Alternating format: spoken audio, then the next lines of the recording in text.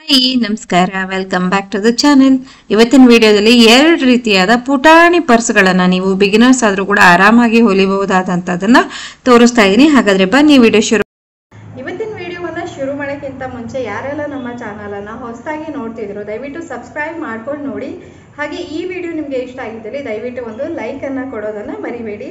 ಹಾಗೆ ನಿಮ್ಮ friends, family, neighbours, well wishers ಎಲ್ಲರಿಗೂ ನನ್ನ ವಿಡಿಯೋಸನ್ನು ಶೇರ್ ಮಾಡಿ. ಸೊ ಇವತ್ತಿನ ವಿಡಿಯೋವನ್ನು ಶುರು ಮಾಡೋಣ. ಇವತ್ತಿನ ಮೊದಲನೇ ಪ್ರಾಡಕ್ಟ್ ಮಾಡೋದಕ್ಕೆ ನಾನು ತಗೊಂಡಿರುವಂತಹ ಬಟ್ಟೆಯ ಅಳತೆ 8 ಇಂಚು ಅಗಲ ಇದೆ, ಹಾಗೆ ಒಂದು 6 ಇಂಚ್ ಆಗುವಷ್ಟು ಉದ್ದ ಇದೆ. ಮತ್ತು ಈಗಾಗಲೇ ನಾನು ಈ ಒಂದು ಬಟ್ಟೆಗೆ ಅಡಿಗಡೆಗೆ ಕ್ಯಾನ್ವಾಸ್ ಶೀಟು ಮತ್ತು ಒಂದು ಲೈನಿಂಗ್ ಬಟ್ಟೆಯನ್ನು ಹಾಕಿ ರೆಡಿ ಮಾಡ್ಕೊಂಡಿದ್ದೀನಿ. ನಿಮ್ಮ ಹತ್ರ ಕ್ಯಾನ್ವಾಸ್ ಶೀಟ್ ಇರಲಿಲ್ಲ ಅಂತಂದರೆ ರೈಸ್ ಬ್ಯಾಗನ್ನು ಬಳಸ್ಬೋದು. ಇದಾದಮೇಲೆ ಇದಕ್ಕೆ ನಾನು ಎರಡೂ ಸೈಡು ಈ ರೀತಿಯಾಗಿ ಜಿಪ್ಪನ್ನು ಅಟ್ಯಾಚ್ ಮಾಡ್ಕೊಳ್ತಾ ಇದ್ದೀನಿ. ಜಿಪ್ ಅಟ್ಯಾಚ್ ಮಾಡೋದ್ರ ಬಗ್ಗೆ ಎಲ್ಲ ಕಂಪ್ಲೀಟ್ ಡೀಟೇಲ್ ವಿಡಿಯೋ ಈಗಾಗಲೇ ಪೋಸ್ಟ್ ಮಾಡಿದ್ದೀನಿ, ನೀವು ಬೇಕಾದರೆ ಚೆಕ್ ಮಾಡ್ಕೊಳ್ಳಿ ಇಂಟ್ರೆಸ್ಟ್ ಇದ್ದವರು. ಸೊ ಈ ರೀತಿಯಾಗಿ ಎರಡೂ ಸೈಡು ನಾನು ಜಿಪ್ಪನ್ನು ಅಟ್ಯಾಚ್ ಮಾಡಿದ ನಂತರ ಅದನ್ನು ಪ್ರೆಸ್ಟಿಚ್ ಕೂಡ ಮಾಡ್ಕೊಂಡಿದ್ದಾಯಿತು.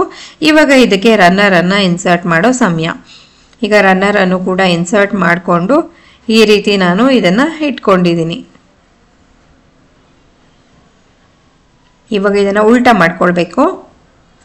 ಉಲ್ಟಾ ಮಾಡಿಕೊಂಡು ನೋಡಿ, ಈ ರೀತಿ ಜಿಪ್ ಕರೆಕ್ಟಾಗಿ ಸೆಂಟರ್ನಲ್ಲಿ ಬರಬೇಕು. ಆ ರೀತಿಯಾಗಿ ಇಟ್ಕೊಂಡು ಈ ಒಂದು ಸೈಡ್ ಮಾತ್ರ ನಾನಿಲ್ಲಿ ಒಂದು 3/4 ಇಂಚ್ ಬೈ 3/4 ಇಂಚಿಗೆ ಮಾರ್ಕ್ ಮಾಡಿಕೊಂಡು ಬಾಕ್ಸ್ ಥರ ಎರಡು ಸೈಡ್ಸು ಈ ರೀತಿಯಾಗಿ ಮಾರ್ಕ್ ಮಾಡ್ಕೊಳ್ತಾ ಇದ್ದೀನಿ. ಸೊ ಆ ರೀತಿ ಮಾರ್ಕ್ ಮಾಡ್ಕೊಂಡಿದ ನಂತರ ಅದೇ ಪ್ರಕಾರವಾಗಿ ಕಟ್ ಮಾಡಿ ತೆಗಿಬೇಕು. ಮತ್ತು ವಿಡಿಯೋ ನೋಡ್ತಾ ನೋಡ್ತಾ ಯಾವುದೇ ಹಂತದಲ್ಲೂ ನಿಮಗೆ ನಮ್ಮ ವಿಡಿಯೋಸ್ ಇಷ್ಟ ಆಗ್ತಿದೆ ಅಂತಂದರೆ ದಯವಿಟ್ಟು ಒಂದು ಸಬ್ಸ್ಕ್ರೈಬನ್ನು ಮಾಡ್ಕೊಂಡು ನೋಡಿ. ಹಾಗೆ ನಿಮ್ಮ ಫ್ರೆಂಡ್ಸ್ ಆ್ಯಂಡ್ ಫ್ಯಾಮಿಲಿಗೂ ಕೂಡ ಶೇರ್ ಮಾಡಿ. ನೋಡಿ, ಈ ರೀತಿಯಾಗಿ ಕಟ್ ಮಾಡ್ಕೊಂಡಿದ್ದ ನಂತರ ಸೈಡ್ಸನ್ನು ಡಬಲ್ ಸ್ಟಿಚ್ ಹಾಕಿ ಸ್ಟಿಚ್ ಮಾಡ್ಕೊಂಡಿದ್ದಾಯಿತು. ಹಾಗೆ ನಾನು ಇಲ್ಲಿ ಕಟ್ ಮಾಡ್ಕೊಂಡಿದ್ನಲ್ಲ ಅಲ್ಲಿ ಕೂಡ ಈ ರೀತಿಯಾಗಿ ಹಿಡಿದ್ಬಿಟ್ಟು ಎರಡೂ ಸೈಡ್ಸು ಸ್ಟಿಚ್ಚನ್ನು ಮಾಡ್ಕೊಂಡು ಬರ್ತೀನಿ. ಇಲ್ಲೂ ಕೂಡ ಅಷ್ಟೇ 2-3 ಸ್ಟಿಚ್ಚನ್ನು ಹಾಕಿ ಗಟ್ಟಿಯಾಗಿ ಬರುತ್ತೆ. ಈಗ ನೋಡಿ, ಎರಡೂ ಸೈಡ್ಸನ್ನು ಸ್ಟಿಚ್ ಮಾಡ್ಕೊಂಡಿದ್ದಾಯಿತು. ಇವಾಗ ಒಂದು ಸೈಡು ಹಾಗೆ ಓಪನ್ನೇ ಇರಬೇಕು. ಇವಾಗ ನೋಡಿ ಅದನ್ನೇನು ಮಾಡ್ತೀನಿ ಅಂದರೆ, ಈಗ ಸೀದಾ ಮಾಡಿಕೊಂಡೆ. ನಾನು ಮುಂಚೆನೇ ಹೇಳ್ದಂಗೆ ಪುಟಾಣಿ ಪೌಚ್ಗಳು ಇದು, ಹಾಗಾಗಿ ಜಸ್ಟ್ ಕಾಯಿನ್ ಹಾಕೋಕ್ಕೆ ಅಥವಾ ಚಿಕ್ಕ ಪುಟ್ಟ ವಸ್ತುಗಳನ್ನು ಆರ್ಗನೈಸ್ ಮಾಡೋಕ್ಕೆ ತುಂಬಾ ಐಡಿಯಲ್ ಆಗಿರುತ್ತೆ. ಈಗ ನಾನೇನು ಮಾಡ್ತೀನಿ, ಆ ಒಂದು ಓಪನ್ ಏನಿತ್ತು ಅಲ್ಲಿ ಒಂದು ಸ್ಟಿಚ್ಚನ್ನು ಹಾಕ್ಕೊಂಡೆ. ಅದಾದಮೇಲೆ ಅದಕ್ಕೆ ಪೈಪಿಂಗ್ ಮುಖಾಂತರ ಫಿನಿಶಿಂಗ್ ಮಾಡೋದಕ್ಕೆ ಇಲ್ಲಿ ಒಂದು ಬಟ್ಟೆಯನ್ನು ತೊಗೊಂಡಿದ್ದೀನಿ. ಅಳತೆ ಸ್ಕ್ರೀನ್ ಮೇಲೆ ಕಾಣ್ತಿದೆಯಲ್ಲ. ಸೊ ಆ ಒಂದು ಲೈನಿಂಗ್ ಬಟ್ಟೆಯನ್ನು ಫಸ್ಟಿಗೆ ನೋಡಿ ಎರಡೂ ಸೈಡು ಒಂದು ಚೂರು ಬಟ್ಟೆ ಕಾಣಿಸ್ಬೇಕು. ಆ ರೀತಿಯಾಗಿ ಇಟ್ಕೊಂಡು ಹೊಲಿದು ನಂತರ ಅದನ್ನು ಉಲ್ಟಾ ತಿರುಗಿಸ್ಬಿಟ್ಟು ಮೇಲಿನಿಂದ ಡಬಲ್ ಫೋಲ್ಡ್ ಮಾಡಿ ಮತ್ತೆ ನಾನು ಸ್ಟಿಚ್ಚನ್ನು ಹಾಕ್ಕೊಳ್ತೀನಿ. ಸೇಮ್ ನಾವು ಪೈಪಿಂಗ್ ಎಲ್ಲ ಮಾಡ್ತೀವಲ್ವ ಅದೇ ರೀತಿಯಾಗಿ ಫಿನಿಶಿಂಗ್ ಮಾಡ್ಕೊಳ್ಬೇಕು. ನೋಡಿ, ಈ ರೀತಿಯಾದ ಒಂದು ಪುಟಾಣಿ ಕಾಯಿನ್ ಪೌಚು ಅಥವಾ ನಮ್ಮ ಇಯರ್ಫೋನ್ಸು, ಇಯರ್ಬಡ್ಸು ಇದನ್ನೆಲ್ಲ ಇಟ್ಕೊಳ್ಳೋಕ್ಕೆ ತುಂಬಾ ಯೂಸ್ಫುಲ್ ಆಗಿರುತ್ತೆ. ಹ್ಯಾಂಡ್ ಬ್ಯಾಗ್ನಲ್ಲೆಲ್ಲ ಇಟ್ಕೊಂಡು ಹೋಗ್ಬಿಟ್ರೆ ಎಲ್ಲ ವಸ್ತುಗಳು ಒಂದೇ ಸೈಡು ಆರ್ಗನೈಸ್ಡ್ ಆಗಿ ನಮಗೆ ಸಿಗುತ್ತೆ. ನೋಡಿ, ಈ ರೀತಿಯಾಗಿ ಕಾಣಿಸ್ತಾ ಇದೆ. ಬನ್ನಿ, ಇದು ಇವತ್ತಿನ ಒಂದನೇ ಪ್ರಾಡಕ್ಟ್ ಆಯಿತು. ಎರಡನೇ ಪ್ರಾಡಕ್ಟ್ ಯಾವುದು ಅಂತ ನೋಡಿಬಿಡೋಣ. ಇವತ್ತಿನ ಒಂದು ಎರಡನೇ ಪ್ರಾಡಕ್ಟ್ ಮಾಡೋದಕ್ಕೆ ನಾನಿಲ್ಲಿ ತೊಗೊಂಡಿರುವಂತಹ ಬಟ್ಟೆಯ ಅಳತೆ 11/4 ಇಂಚ್ ಅಗಲ, ಹಾಗೆ 11/4 ಇಂಚು ಉದ್ದ ಇದೆ. ಹಾಗೆ ನಾನು ಈ ಒಂದು ಪ್ರಾಡಕ್ಟ್ ಮಾಡೋದಕ್ಕೆ ಮಧ್ಯದಲ್ಲಿ ಒಂದು ಸ್ಪಾಂಜ್ ಶೀಟ್ ಯೂಸ್ ಮಾಡ್ತಾ ಇದ್ದೀನಿ. ನಿಮ್ಮ ಹತ್ರ ಸ್ಪಾಂಜ್ ಶೀಟ್ ಇರಲಿಲ್ಲ ಅಂತಂದರೆ ಖಂಡಿತವಾಗಿ ರೈಸ್ ಬ್ಯಾಗ್ ಅಥವಾ ಯಾವುದಾದ್ರೂ ದಪ್ಪನೆಯ ಬಟ್ಟೆಯನ್ನು ಯೂಸ್ ಮಾಡಿದ್ರೂ ನಡೆಯುತ್ತೆ. ಕೆಳಗಡೆ ಲೈನಿಂಗ್ ಬಟ್ಟೆಯನ್ನು ಕೂಡ ಇಟ್ಕೊಂಡು ಸ್ಟಿಚ್ ಮಾಡಿ ಕಂಪ್ಲೀಟಾಗಿ ಸಿಂಗಲ್ ಪೀಸಾಗಿ ರೆಡಿ ಮಾಡ್ಕೊಂಡಿದ್ದೀನಿ. ಸಿಂಗಲ್ ಪೀಸ್ ರೆಡಿ ಮಾಡ್ಕೊಂಡಿದ್ದಾದ ನಂತರ ಈ ರೀತಿಯಾಗಿ 2 ಸಲ ಫೋಲ್ಡ್ ಮಾಡಿಬಿಟ್ಟು ಕಾರ್ನರ್ಸ್ಗೆ ನಾನು ಈ ರೀತಿ ಒಂದು ಪಿನ್ನನ್ನು ಸೆಟ್ ಮಾಡ್ಕೊಳ್ತಾ ಇದ್ದೀನಿ.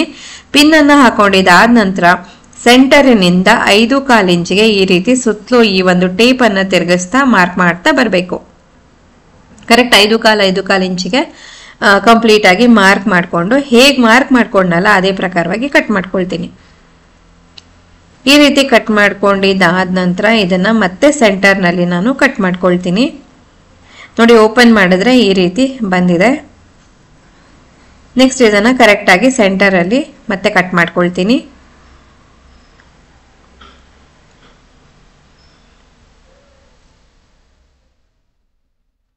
ಈ ರೀತಿ ಕಟ್ ಮಾಡ್ಕೊಂಡಿದ್ದಾದ ನಂತರ ನೆಕ್ಸ್ಟ್ ನಮ್ಮ ಕೆಲಸ ಜಿಪ್ಪನ್ನು ಇನ್ಸರ್ಟ್ ಮಾಡೋದು.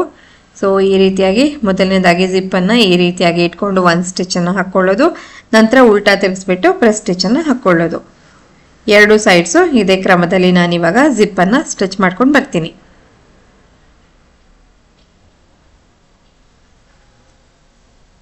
ಮತ್ತೆ ನೋಡಿ ಇಲ್ಲಿ ಈ ರೀತಿಯಾಗಿ ನೀವು ಒಂದ್ಸಲ ಈ ತರ ಕಟಿಂಗ್ ಮಾಡ್ಕೊಂಡ್ಬಿಟ್ರೆ ಒಟ್ಟಿಗೆನೆ ಒಂದ್ ಶಾಟ್ ಅಲ್ಲೇನೆ 2 ಪೌಚ್ ರೆಡಿ ಮಾಡ್ಬಿಡ್ಬಹುದು. ಸೊ ನಾವು ತುಂಬಾ ಆರ್ಡರ್ಸ್ನೆಲ್ಲ ತಗೊಳ್ಳೋ ಸಾಧ್ಯತೆ ಇದ್ರೆ ಇದು ಸ್ಪೀಡ್ ಆಗಿ ಕೂಡ ನಮ್ಮ ಕೆಲಸಗಳು ನಡೆಯುತ್ತೆ. ನೋಡಿ ಈ ರೀತಿಯಾಗಿ ಒಂದು ಪೀಸನ್ನ ನಾನು ಅಲ್ಲಿ ಹಾಗೆ ಇಟ್ಕೊಂಡಿದ್ದೀನಿ, ಅದನ್ನ ನೆಕ್ಸ್ಟ್ ಮಾಡಿದ್ದನ್ನ ತೋರಿಸ್ತೀನಿ ನಿಮಗೆ. ಸೊ ಈಗ ಜಿಪ್ಪು ಹಾಕಿ ರನ್ನರ್ ಅನ್ನು ಕೂಡ ಇನ್ಸರ್ಟ್ ಮಾಡಿದಾದ ನಂತರ ಉಳಿದಿರುವಂತ ಓಪನ್ ಸೈಡ್ ಅನ್ನ ಕಂಪ್ಲೀಟ್ ಆಗಿ ಡಬಲ್ ಸ್ಟಿಚ್ ಮಾಡ್ಕೊಂಡ್ಬಿಟ್ರೆ ಈ ರೀತಿಯಾದ ಒಂಥರ ಡಿಫ್ರೆಂಟ್ ಶೇಪ್ ಇರುವಂತಹ ಒಂದು ಕಾಯಿನ್ ಪೌಚ್ ರೆಡಿ ಆಗತ್ತೆ. ನೋಡಿ ಎಷ್ಟು ಚೆನ್ನಾಗಿ ಕಾಣಿಸ್ತಾ ಇದೆ. ಹಾಗೆ ಇನ್ನೊಂದು ಪೀಸು ನಾನೇನು ಕಟ್ ಮಾಡ್ಕೊಂಡಿದ್ನಲ್ಲ ಅದರಲ್ಲೂ ಕೂಡ ಸೇಮ್ ಇದೇ ರೀತಿಯಾದ ಒಂದು ಪೌಚನ್ನು ಹೊಲ್ಕೊಳ್ತೀನಿ. ನೋಡಿ ಇದರಲ್ಲಿ ಒಂದಷ್ಟು ಇವಾಗ ಕಾಯಿನ್ಸನ್ನು ನಿಮಗೆ ಸುಮ್ಮನೆ ಡೆಮೋ ಪರ್ಪಸ್ಗೆ ಹಾಕಿ ತೋರಿಸ್ತಾ ಇದ್ದೀನಿ. ನಾನಿಲ್ಲಿ ಕಾಯಿನನ್ನು ಹಾಕಿ ತೋರಿಸಿದ್ದೀನಿ, ಬಟ್ ನಿಮ್ಗೆ ಏನು ಬೇಕೋ ಆ ರೀತಿಯಾಗಿ ಚಿಕ್ಕ ಚಿಕ್ಕ ವಸ್ತುಗಳನ್ನು ನೀಟಾಗಿ ಆರ್ಗನೈಸ್ ಮಾಡ್ಕೊಳ್ಬಹುದು. ನಾನು ಇಲ್ಲಿ ಹೊಲ್ದಿರುವಂಥ ಕೆಲವೊಂದು ಕಾಯಿನ್ ಪೌಚಸ್ ನಿಮಗೆ ತೋರಿಸ್ತಾ ಇದ್ದೀನಿ. ಸಿಗೋಣ ನೆಕ್ಸ್ಟ್ ವಿಡಿಯೋದಲ್ಲಿ. ಅಲ್ಲಿವರೆಗೂ ಧನ್ಯವಾದಗಳು. ಟೇಕ್ ಕೇರ್, ಬಾಯ್.